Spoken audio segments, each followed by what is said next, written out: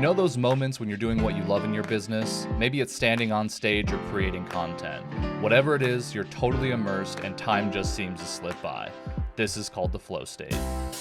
At Speaker Flow, we're obsessed with how to get you there more often. Each week, we're joined by a new expert where we share stories, strategies, and systems to help craft a business you love. Welcome to Technically Speaking.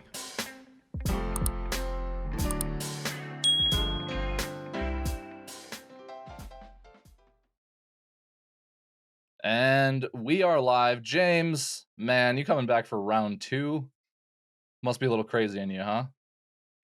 Just a little bit. Well, it's good to have you, man. Excited to have you on again. Yeah, brother. Excited to be here with y'all. I'm the forgotten member of the Speaker Flow team. So. Correct. Adopted. Yeah. Oh, never forgotten, man. I think you fit in every capacity other than the fact that, like, I would describe you as dapper. And Taylor and I look maybe a little bit homeless. Yeah, sure. Yeah. And so, like, the disparity there is jarring, you know? But what that means is that in boardrooms and stuff, you're the guy. So now that I'm thinking about it, Taylor, maybe we need this to balance us out a little less, you know. I do think we need to give ourselves a little bit more credit here, though, because we were at an NSA event recently, and someone came up to me and just started talking about something that I had no context about at all. And I left wondering, like, what just happened. And then a few minutes, like an hour goes by, and they come back and they're like, "Oh my God." And I'm like, "What now?" And they're like, "I realized that you're not James. Like, you're Taylor. I was talking to James previously, and so I was following up on that, and that's so the biggest compliment of my life." So I mean, someone mixed us up, but you know, credit where credit's due. I'm here for that compliment as well. Yeah. I mean, y'all are a little metal, and I'm a little Mumford and Son. Sure, you know? Sure.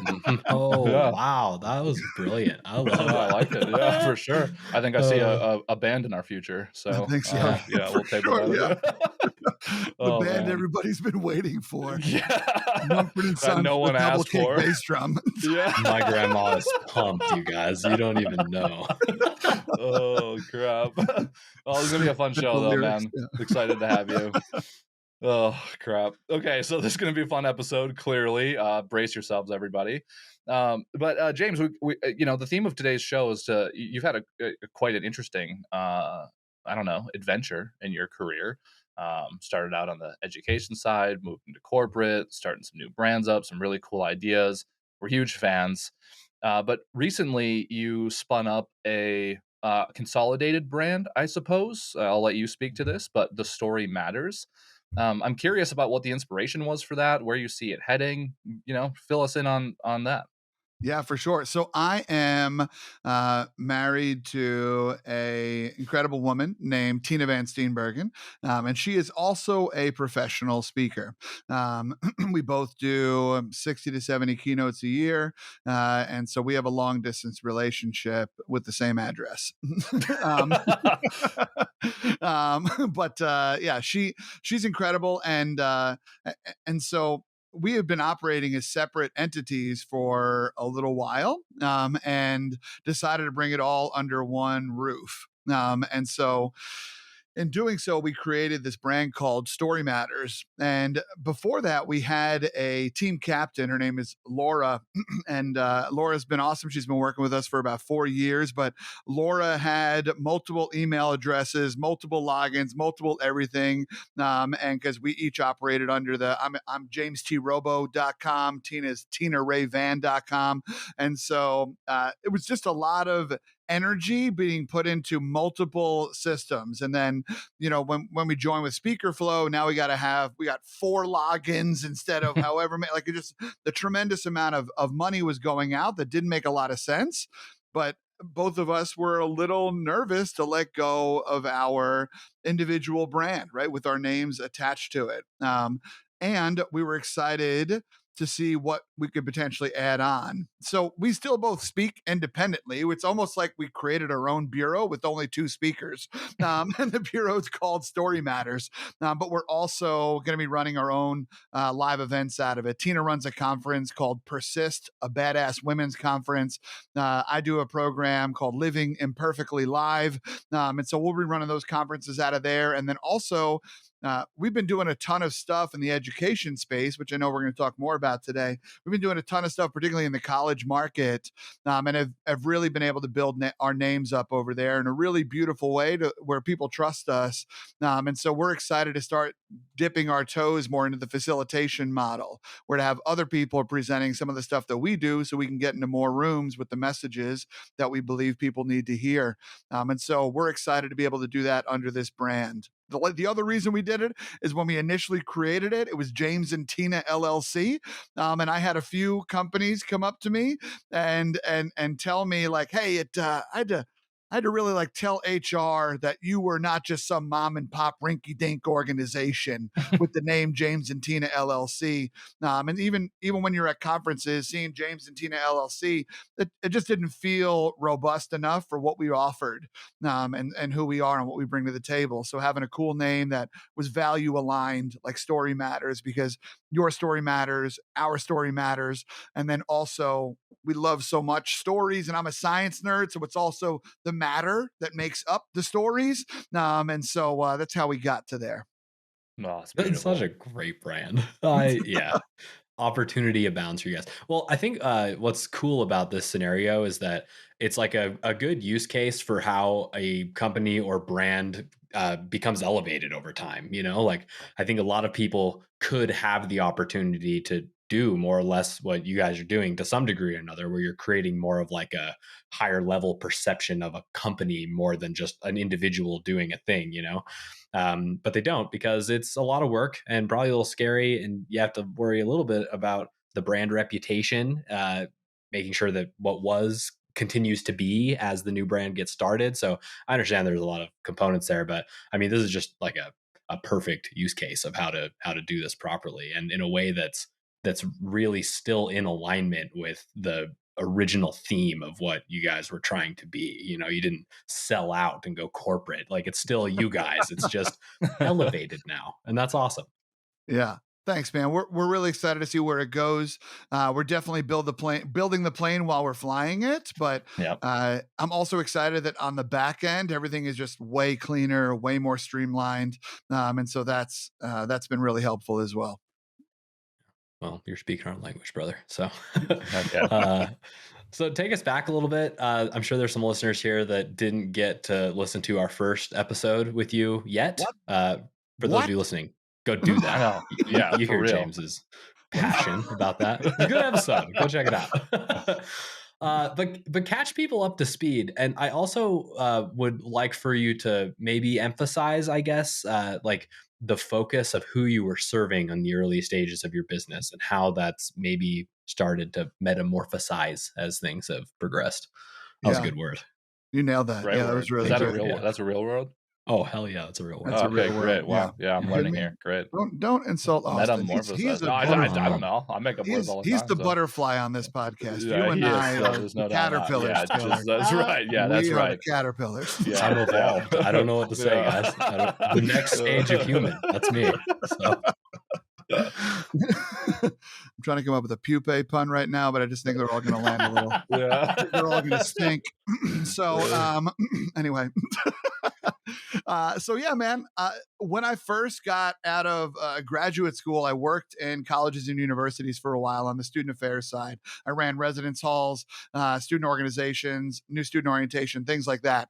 And someone came up to me at a conference that I was attending and just happened to present at it just for fun. I brought students to it, and there was a call for proposals, and I was like, I like attention.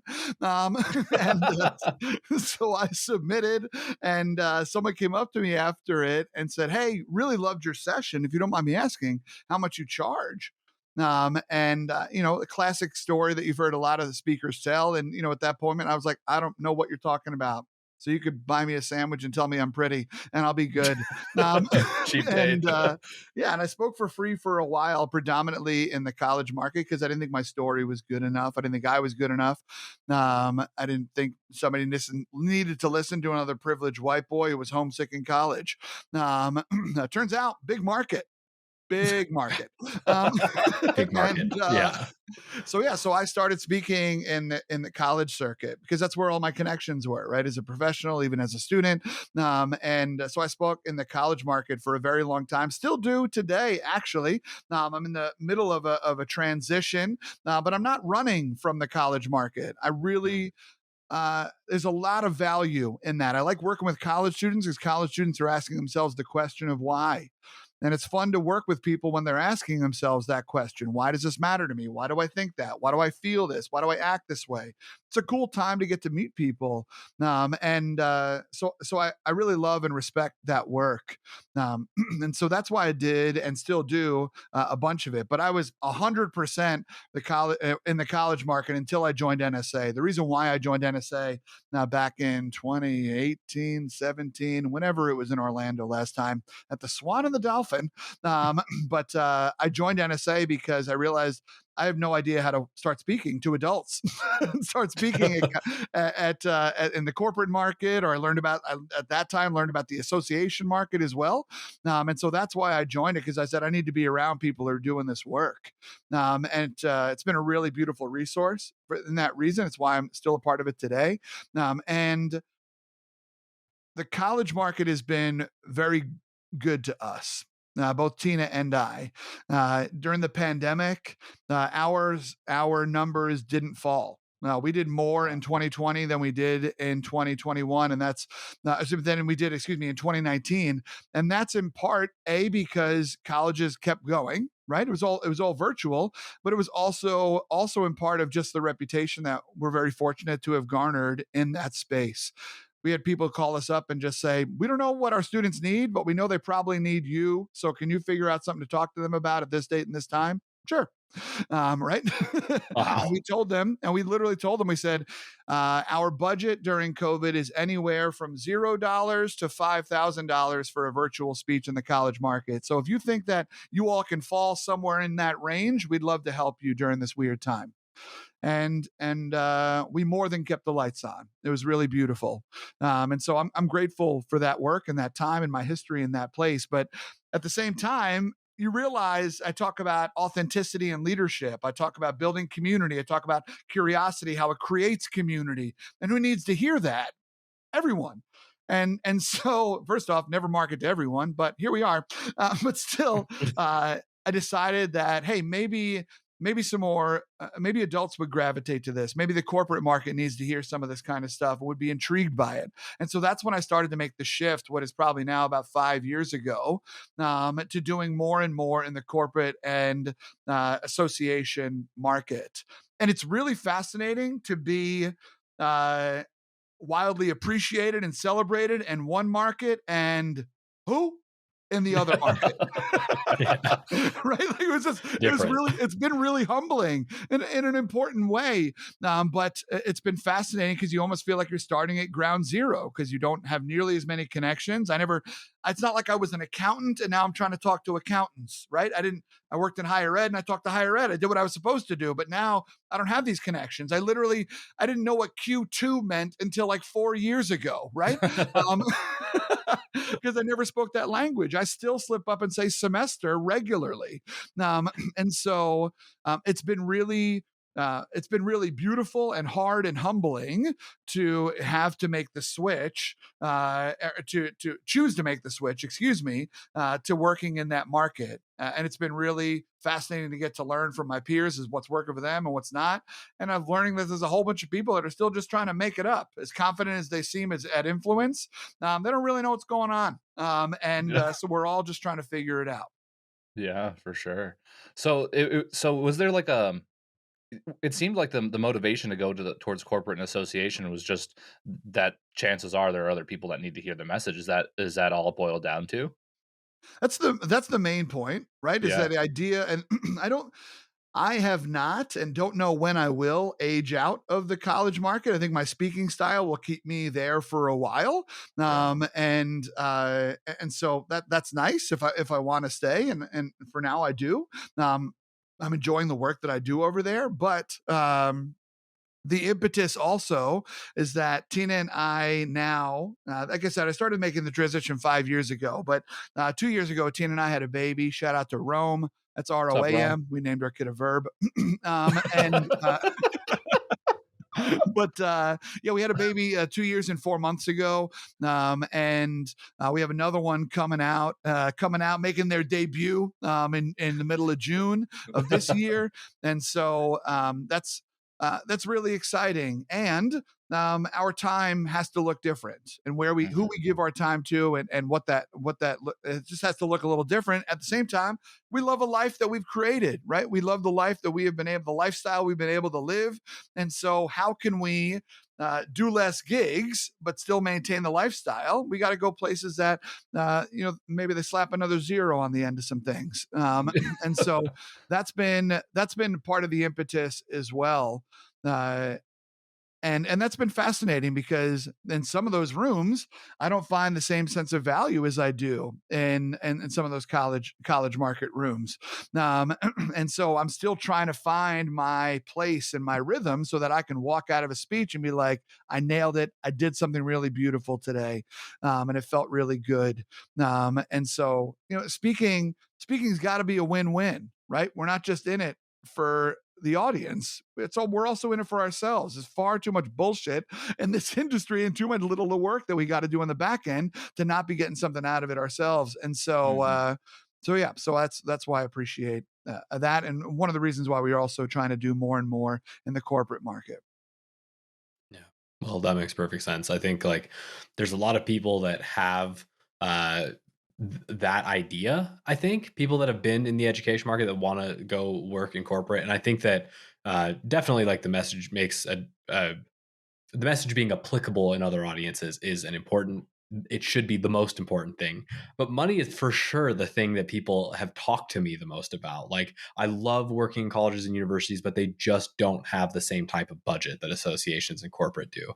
And Mhm. I think like if you look at some of like the high end examples of the two, probably the highest end of the education world is probably lower than the highest end of the corporate world. We can ask Hillary Clinton and her $250,000 an hour keynote fees, right? So Yeah. like the spectrum is massive out in the corporate world.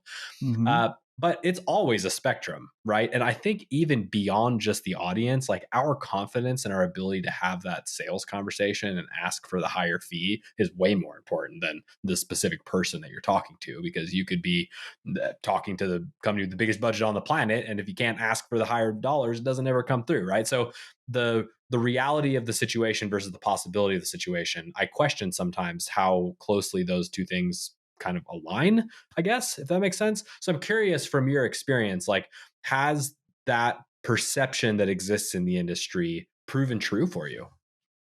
In the in the price disparity, is that what you mean? Yeah. Yeah, I mean, I don't know. You all would know this because of the report that you put out every year, what most people are getting on average for their speeches, right? And uh, so there definitely is a difference, for sure. But it's not necessarily crazy different. We are. I shouldn't say that because, like you said, the ceiling of the college market is. Do we talk numbers on here? I don't know what's Yeah, going for on hell here. yeah, for I sure. don't We're have not to an start crying. I association. don't have to Yeah, start let's talk crying Transparency, about man. this, numbers. do I? Yeah. Um, Yeah. We're totally we're breaking yeah. that stigma. Right. Yeah. There's a Okay. whole Great. rabbit hole about that Yeah, actually, but don't get us Yeah. yes. started. Yeah. No, I don't. Yeah, no, that's fine. I think it would be a beautiful echo chamber of the three of us, Yeah. appreciating and agreeing with each other. So, so yeah, so like when I started in the college market, right, I started around like $2,500 because that was what I told like a normal entry point was. And that was, I would say, well, I first started it free. Then I spoke for like 500 for a few times. And then I realized that, hey, most people are starting around 2,500 if they're truly are getting some gigs. And now Tina and I are getting around 6 or 7. right in the college market, and that's towards the top. You can you Right. can you can definitely get more, but more looks like more days, right?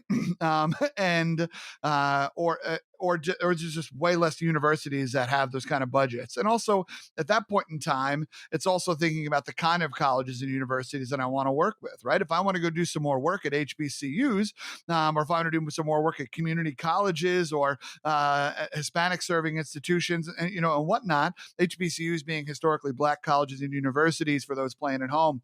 But like the budgets look different in all these different kinds of institutions, right? I've spoken at Yale and they didn't have my budget, right? But I've also spoken at Fort Hays State in Bum Nuts, Kansas, and they had all the whole budget, right? And so there's no despair. There's no just because Harvard's got the largest endowment doesn't mean they're going to pay you the largest amount of money.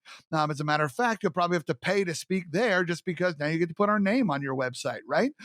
So, so that's what I would say is that we're kind of towards the top as far as we know with a lot of our peers, and offering something like that. And so what it can also look like is building out packages where it's like, hey, we're going to come in and do new student training. Then in October, we're going to come back and do student leader training. Then in the fall or in January, we're going to do a refresher, and then we'll do transition leadership training or end of year stuff in April. Like you can sell a huge package at a nice rate, and which gets you business throughout the year, and those numbers can look sexy, but you're going back a bunch of times. And also, one of the bigger differences is that in general, most college speakers who know the business know that they need to charge an all-inclusive rate. Colleges are far too bureaucratic, and it's too much red tape. So you include your travel in there. You don't say I'm this plus this. At most, the college speakers are saying, "Here's I'll buy my flights, I'll buy my rental car, all that kind of stuff. But if you all can put me up in a local hotel, because sometimes schools got deals with local hotels, right? Like that's the most I'm hearing college speakers talk about. Versus on the corporate side, there's a lot more travel that's covered. So the number that you're getting is actually the number that you're getting. And so now in the corporate market, getting between 10 and 15 for the work that I do over there, yeah, those numbers look different. Right. And so, but they're also a lot more work to get, and they're a lot more work once you get them, I was curious about that. right? Interesting. Can you unpack that a little bit more? Yeah, for sure. And I'm not complaining about the work. The work makes a lot of sense, right? You're bringing me in to affect your Yeah. bottom line. So let's make sure I'm delivering the right message. So this isn't me complaining, it's just me noticing. But like I just did a gig yesterday for an engineering firm, and I had no less than 4 calls with their people ahead of time and a tech check. Right.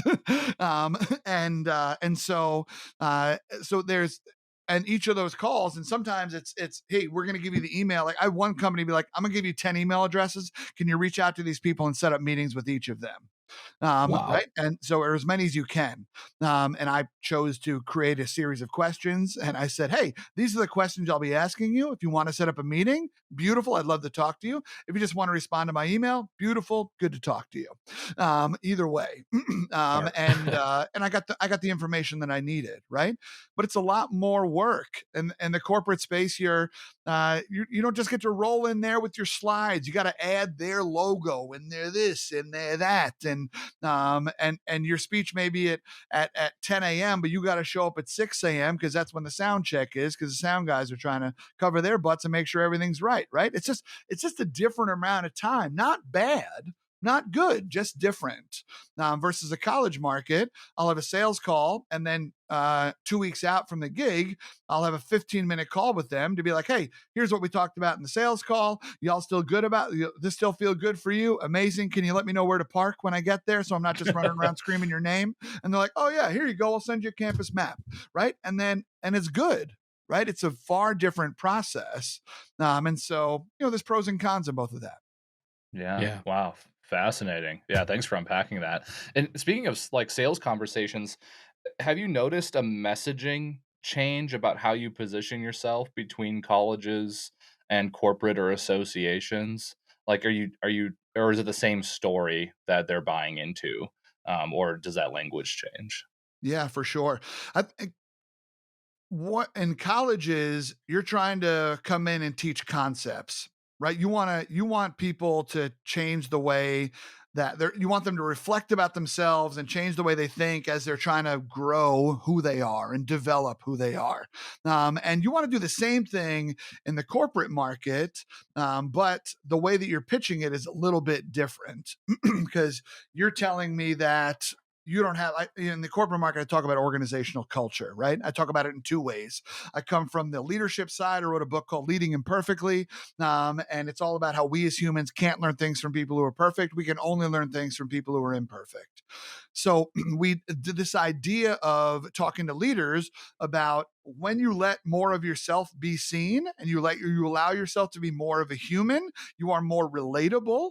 And when we see ourselves in someone else, we believe that we can. So we inspire hope, we inspire innovation, we inspire people to ask questions and not be scared of answers, and things like that. We lead with love and not fear. And so that's how that changes the way that your company is going to talk to each other. Or we talk on the other side where I do this talk called Do You Even Know Me? How curiosity creates community, or we switch it up depending on what they need, how curiosity builds loyalty and retention, things like that. And we start to talk about retention. We start to talk about what loyalty looks like. And you're using some of those terms that colleges don't I mean, they like loyalty, right? Like, please be Right, an sure. alumni and donate lots of money to us. But that's not what we're doing here at this Greek Week speech. Um, and so, so we're changing the game a little bit about like, here's how this is going to spark for people to care more about each other. We show up to workspaces where people care about us. What brings us back time and time again is community, right? It's community and cause. Those are the two things that bring us back for the longest amount of time. Paychecks are important, but that eventually will wear out. But if we have community, want to keep showing up for our community. If there's a great cause, we want to keep showing up for the cause, regardless of the work, as long as there's some recognition being had. So those kinds of things are what we're talking about. So it's a little bit different on the messaging, Yeah. because we are saying things like loyalty, retention, leadership development, things like that. Which makes sense. You're kind of equating it to the problems that they're hoping to solve and finding the middle ground between them. So yeah, I'm glad you unpacked that. Correct. Yeah. But it's also hard for me. I admire like sales speakers or marketing speakers or, folks like that, because there's a way shorter line between me coming in and what change will happen.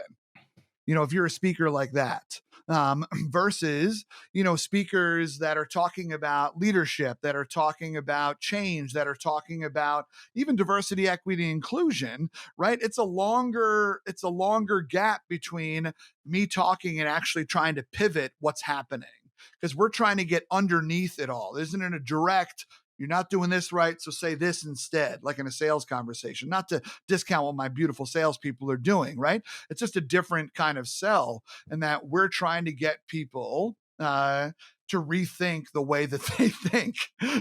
And so that's a tough ship to turn. And therefore, it's a tougher sale to make. Yeah. Yeah. Non-tangible immediately to some degree. Like people have to process and make changes happen before it turns into something. So I can Correct. imagine Yeah. that's a more challenging thing. That's what I Uh, tell people about authentic leadership, is that authentic leadership is wildly important, but you're not going to see it for a while, the effects of it. Right. But you want efficiency. You crave a team that trusts each other and things like that, because when you have that trust, things get done quicker. There's less questions. There's more, things just happen in a way better way, but it takes a while to build that trust. So I can give you a quick fix, but it's going to be a Band-Aid on a bigger wound. And so yeah. that's why we got to get into it sometimes. And that's where I come from. Yeah. So I can totally see like why those conversations must be a little bit more difficult, because you're having to find a way to like almost measure what feels immeasurable to some degree to give people confidence. But taking a step back a little bit, you mentioned that, at least I think you mentioned, it's a little harder to get corporate gigs than college gigs. So two-part question. One, in what ways? I'd love for you to elaborate on that a little bit. But two, I'm also curious if you think that's like an industry segment problem, or if that's a you problem, because in the college world you went into it with relationships, whereas here you Mm-hmm. didn't. So if somebody had relationships in corporate but didn't in education and wanted to go the other way, do you think that they would find that it's easier to get college gigs than corporate gigs in that scenario as well? Yeah, I don't think so. I think the relationships matter, right? And especially that's what we do. That's I mean, we preach relationships. We talk about it. Tina and I are both giant extroverts who get people to love us, and then we convince them to pay us, right? And and so and it's but there's love and community in there, right? It's not trick them into paying us or swindle them into paying us. It's we show value, we give value, and then we get right. You know what I mean? So now we pour into people. And uh, for me personally, I don't know, this is the only way I've ever done it. So I don't know what would be harder or easier. But what I do know is that I frequently get in my own way. I write a story that I'm bothering people. Right. If I don't know you and I reach out to you, I'm bothering you. If I don't, and now not only am I bothering you, but I'm asking you to pay me. Right. And so I get in my own way a lot of times with that. It's why I don't utilize my email list as nearly as much as I could and should. I'll should on myself for a little bit here, but and some of those follow up pieces where something that I'll be working with SpeakerFlow this summer. In case you were wondering, but is that I currently don't have any automated follow-up systems because I send you one email that might as well have the word "I'm sorry" in it 7 times. It doesn't, but it kind of feels like it could, and and then I never write to you again, right? Because like, well, you didn't respond to me, so you hate me, and the world's over. But I'll get another gig, right? Yeah. Like, and that's not true. That's a story that I'm writing. It's a story that my self-esteem is writing, and whatnot. And so I know that, and this is one of the most important things for me in hiring somebody is that other people can sell me better than I can initially. Right? They can get in there and start the conversations. And then it's almost like I got to get brought into the conversation and I'm going to take it home. Right. But I'm not, I get in my way with those initial reach out stuff. And in the corporate market, I think for me, again, like I was talking about earlier, what I talk about is broad. So who needs it? Everyone. Okay. Well, where do I start? Right. Yeah. And so and since I don't have a vertical that I worked in, I'm just literally just picking a vertical. I'm like, all right, well, I spoke to American Express for 5 years in a row, so I guess I'll pick banking, right?